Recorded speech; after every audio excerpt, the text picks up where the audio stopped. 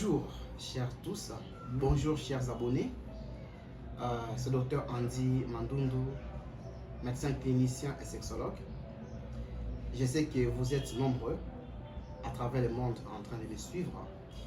Pourquoi? Parce que je vous ai annoncé déjà au début de cette semaine que nous allions faire une vidéo pour vous parce que nous avons reçu beaucoup de vos questions. Beaucoup d'hommes, voire même des femmes, nous ont écrit en privé pour en savoir un peu plus sur la taille du sexe masculin, ces différentes anomalies et s'il existerait une prise en charge en médecine moderne, en sexologie clinique.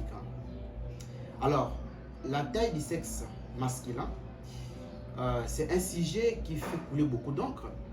Pourquoi? Parce que la majorité des hommes, vous qui me suivez, 1 sur 2, s'est déjà posé la question au cours de sa vie, à un moment ou un autre de sa vie, si la taille de son sexe était dans la moyenne mondiale normale.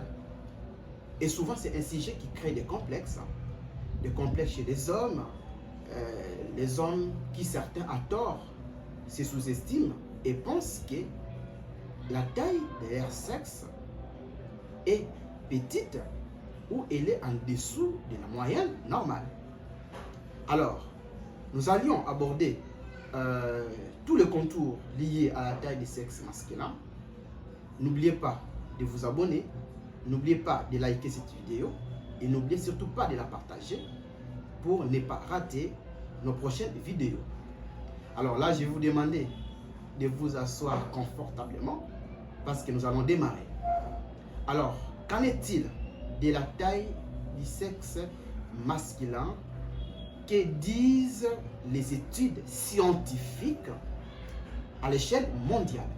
C'est que quand nous animons des émissions dans cette chaîne, vous devez savoir que nos émissions sont à caractère scientifique. C'est-à-dire, les informations que nous vous donnons, ce sont des informations qui sont vérifiables, parce que c'est la science, des informations en rapport avec les études expérimentales, avec les études scientifiques. Alors, il y a plusieurs études à travers le monde entier qui ont été accomplies par des urologues en association avec des sexologues qui parlent de la taille moyenne du sexe masculin dans le monde. Alors, l'étude la plus importante, je prends à titre d'exemple l'étude de David Weiss et son équipe qui était menée en 2014 dans 20 pays différents dans le monde, donc pour finalement respecter la diversité de la population mondiale, raciale. Cette étude était menée auprès d'environ 15 000 hommes âgés de plus de 17 ans.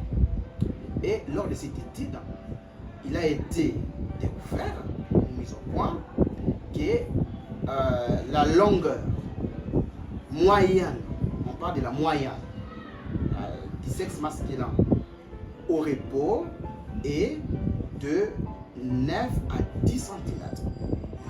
Tandis que cette longueur, elle est de 13,5 à 14 cm en érection.